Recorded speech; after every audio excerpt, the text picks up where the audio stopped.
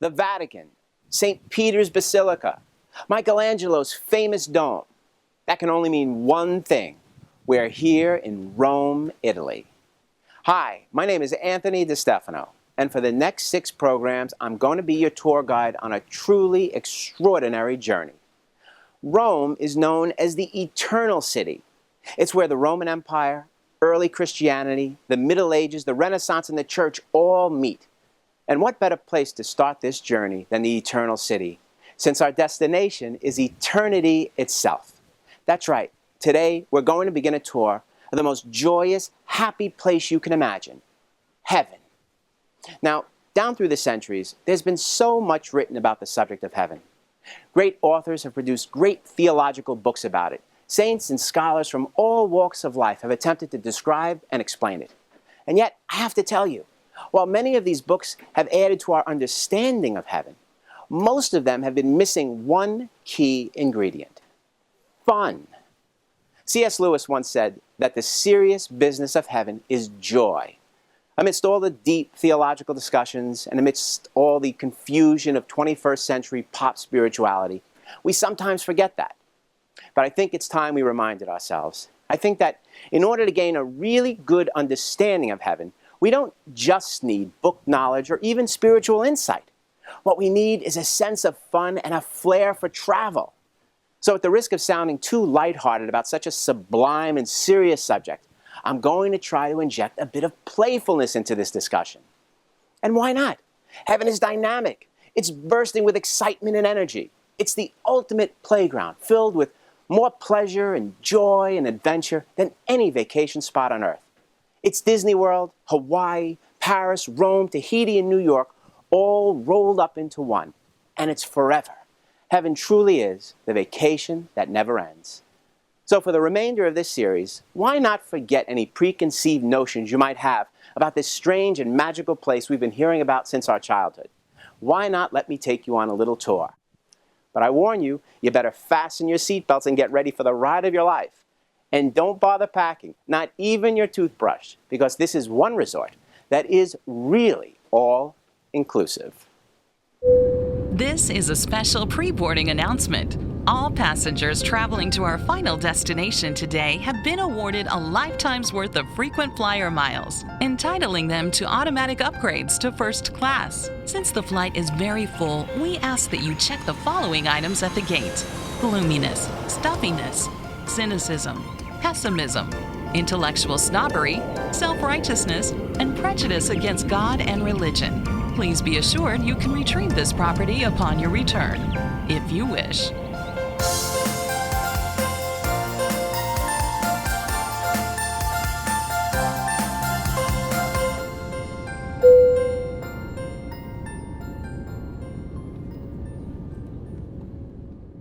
When you ask people what they think heaven will be like, most struggle to find a clear answer. Instead of giving you a definite response, they usually grope for various adjectives. These almost always include words like cloudy, hazy, white, and dreamlike. Sometimes people will tell you that they picture heaven as being infused with incredibly intense light. Whatever you imagine heaven to be, chances are that one of the first words that comes to your mind is spiritual. When we do allow ourselves to describe heaven in a material way, we usually think of angels or saints walking around wearing long white robes and choirs singing in the background. The only activity that we imagine these strange beings engaging in is some kind of never-ending worship of an invisible God who is as cloudy, nebulous, and undefined as heaven itself. And then we wonder why no one is excited about traveling to this place. But as we said at the outset of this program, if heaven is anything at all, it's joyful. And to use a more playful word, it's fun. Fun. And it's forever. Think about that for a second and consider what an incredibly outrageous concept it is.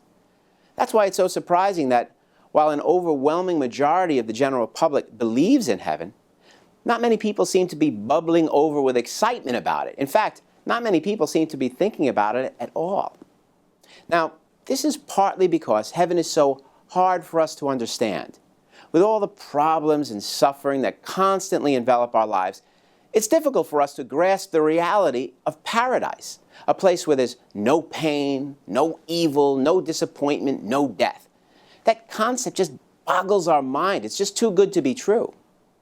Another reason is simply that we've heard so much about heaven since our childhoods that the whole idea has gotten a little bit stale. Familiarity hasn't exactly bred contempt, but it has bred a degree of boredom. I'll give you an example. Several years ago, I attended 15 funerals in 7 short months. It was just one of those terribly tragic years that sometimes occur in people's lives. Relatives, friends, business associates, everyone was dying on me. Anyway, I remember the priests and preachers who presided at these sad affairs trying their best to console all the grieving people that were there. The words they spoke about the afterlife were very beautiful and hopeful and even comforting.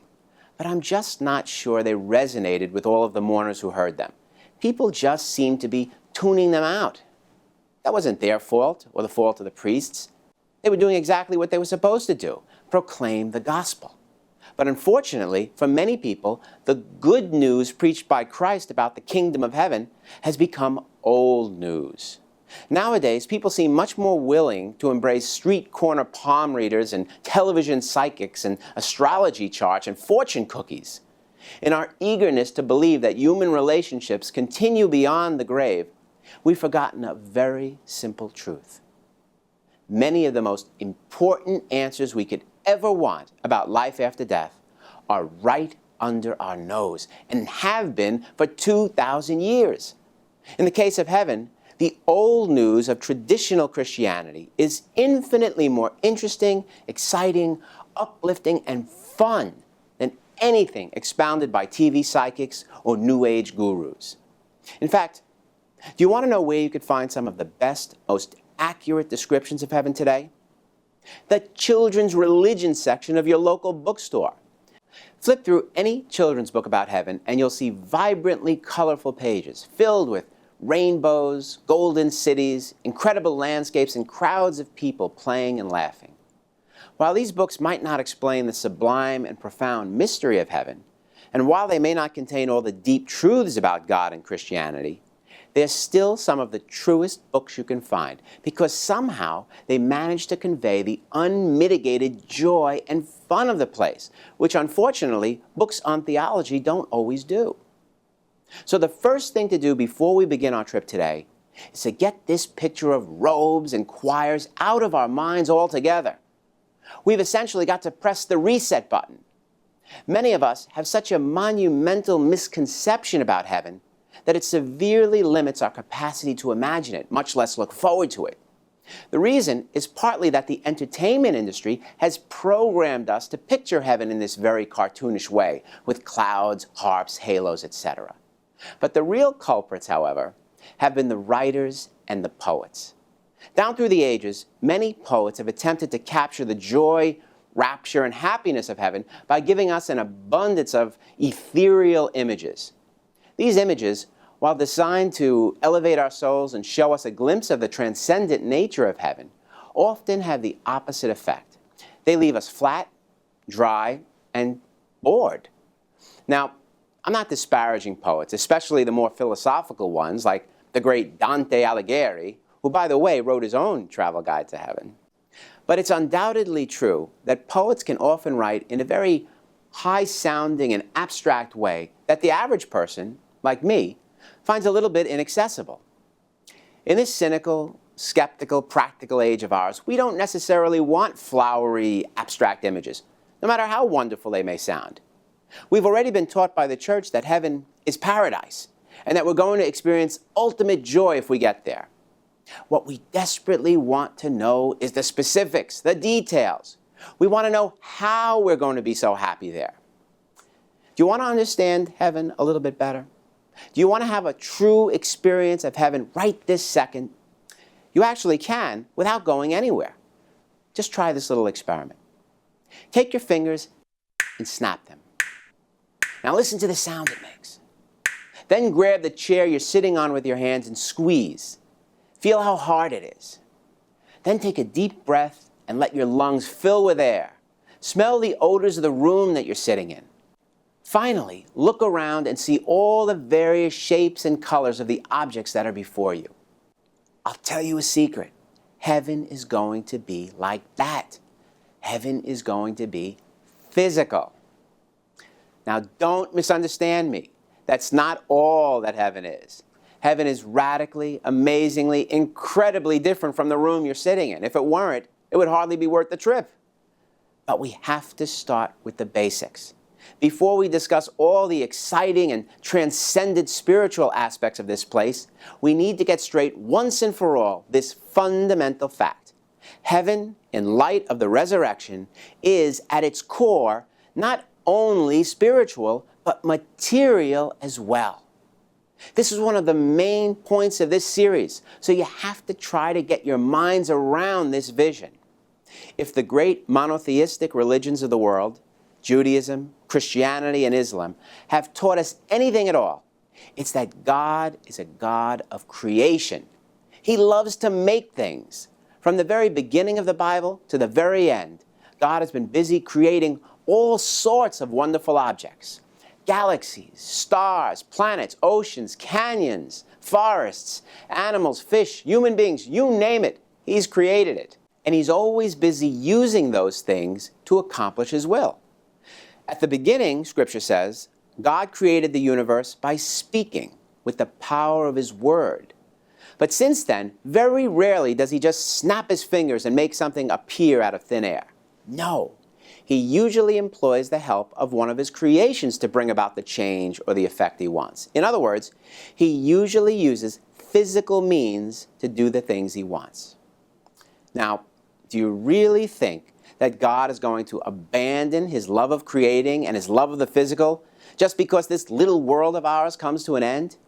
Do you think that after all He's done throughout the course of history, He's going to make heaven some cloudy, hazy dreamland? Of course not.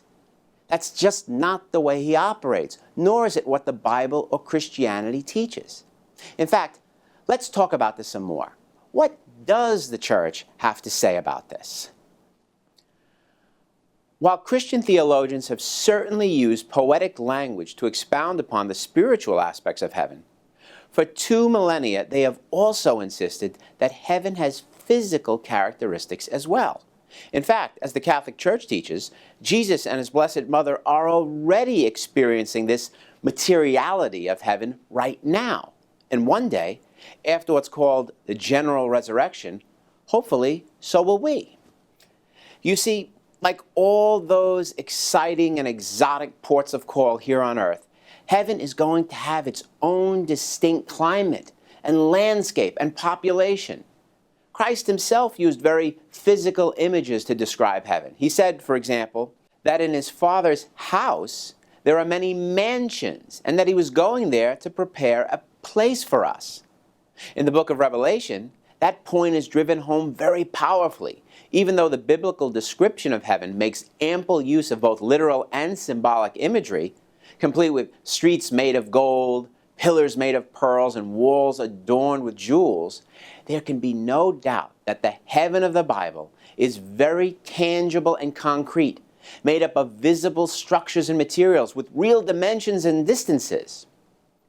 For some reason, this truth hasn't resonated with most people, yet it's absolutely essential for us to grasp. In fact, if you get nothing else out of this program, understand this one fundamental bedrock Christian belief.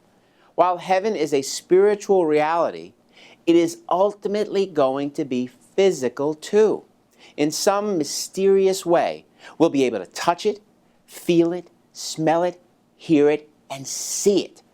That means that the life we're going to lead there, despite its transcendent spiritual quality, is going to be much more like the life we're leading now than most of us have ever really imagined.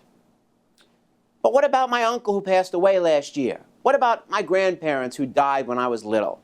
What about all the good and holy people who have died in the whole history of the world? What about all those canonized saints? Are they maybe experiencing heaven as a physical place right now too? The answer is no, not yet. And before we go any further, it's important to explain why. There are 2 fundamental ways of using the word heaven. When someone we love dies, we often say we hope that person has gone to heaven or will sometime soon. And so we pray for all of the faithfully departed. But heaven isn't just a place of the future. Heaven exists now. Heaven is a word we use to describe the place where God and the saints are at this very second. If our friends and relatives who died before us were judged by God as worthy to enter paradise, it's perfectly accurate to say that they are in heaven. As you're listening to these very words, your grandmother, your father, your aunt, or anyone else you love who died may be experiencing the incredible ecstatic happiness of living with God. But while this is true in a profoundly deep sense, it's also true, as Augustine, Aquinas, and all the greatest theologians have said, that they are not yet experiencing God and His heavenly blessings to the fullest degree possible. That's because human beings are comprised of both bodies and souls. We're really a miraculous union of the two. When we die, the two are separated, temporarily. But Christianity has always taught that on the day of the last judgment, at the end of the world, all those who have died will rise again, in a similar way that Christ did. At that moment, our bodies and souls will be joined together again, never to be separated. But before that takes place, there's going to be a period of waiting, a period of time before we get our physical bodies back. During this interim phase, it won't be possible for us to have all the types of heavenly pleasures that we'll eventually have. The reason, as we've already said, is that heaven ultimately will be physical as well as spiritual, and you need a physical body to fully enjoy a physical environment. To use a not very theologically precise analogy, but one that contains a lot of truth, you might say that heaven is like a 5-star hotel. Just after we die, we can check into a beautiful suite and enjoy many of the amenities that will make our stay wonderful. But later on, when we're whole again, we'll be invited into the gorgeous penthouse, and we'll be able to experience all the new and exciting sensory pleasures that the entire resort has to offer. Unfortunately, we have to wait until the resurrection for that reunion of body and spirit to take place. How long will that be? Only God knows the answer. It may be a few centuries. It may be a few hours. No one can say for sure. Nor can we venture to guess what that wait will feel like to us.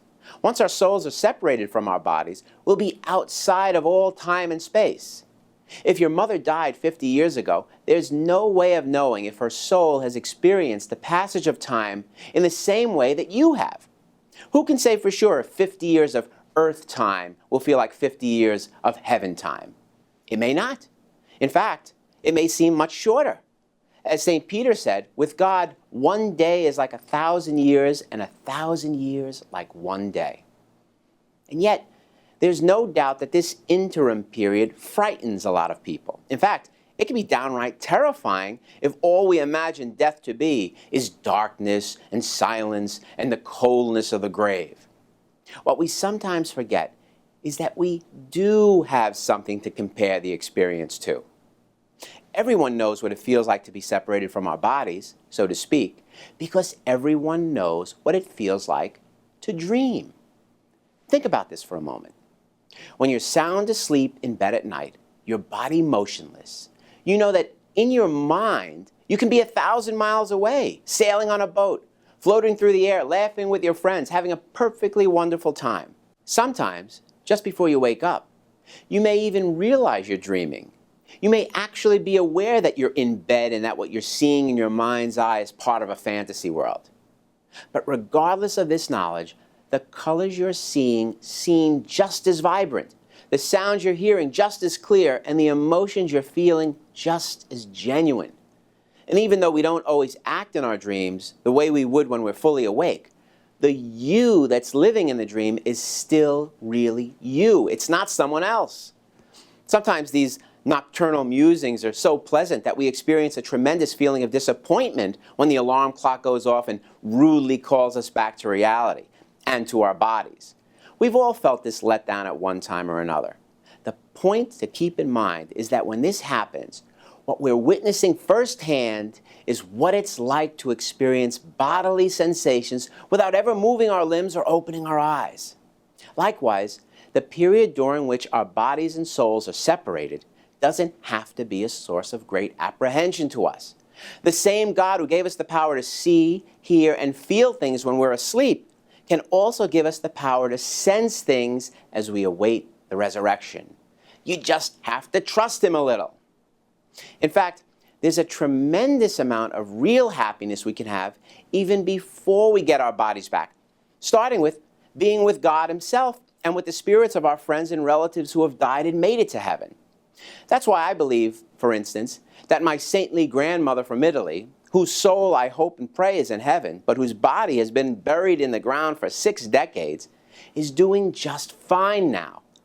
If she indeed made it to heaven, then I know that she's enjoying incredible company right now with her dad and mom and siblings, and that there's a wonderful possibility that she might even somehow be able to see me and see what's going on in my life.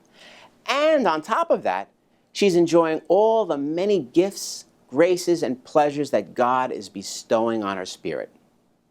Now, for the purposes of this 6-part mini-series, we're not going to speculate too deeply on the exact nature of these kinds of out-of-body joys. I want to be very clear about this point. The purpose of this show and the book it's based on is to focus on the heaven that's our final destination, the heaven that we'll enjoy after the last judgment, the heaven that we'll experience bodily, the heaven whose existence is believed by all Christians, the heaven that you and I will hopefully be permitted to enter one day at the end of the world. So let me sum up what we've talked about very quickly. I've purposely tried to keep this first program focused very narrowly. We've got a lot to discuss in coming episodes, but I really want you to get this vision of heaven into your heads. Heaven is not going to be gray and white and cloudy and only spiritual. That couldn't be further from the truth. If we're destined to have physical bodies after the resurrection, it means that heaven itself is going to be physical, at least to some extent. And it's going to be real. If you get anything out of this program, please let it be that. Again, I don't know where you happen to be now as you're watching this. Maybe you're in your bedroom, or sitting in your living room, or somewhere on vacation. Wherever you are, take a quick look around you. Listen to the sounds. Breathe in the air. What you see and hear and smell is real. It's not a dream. What you absolutely must understand is that heaven itself is going to be like that. It's not going to be less real than what you're experiencing now. If anything, it's going to be more real, more vibrant, more colorful. That's the heaven that we'll be talking about in the next few programs of this series. If that heaven is in your travel plans, then let's not waste any more time. The flight attendants have closed the cabin doors, and the control tower has cleared us for takeoff.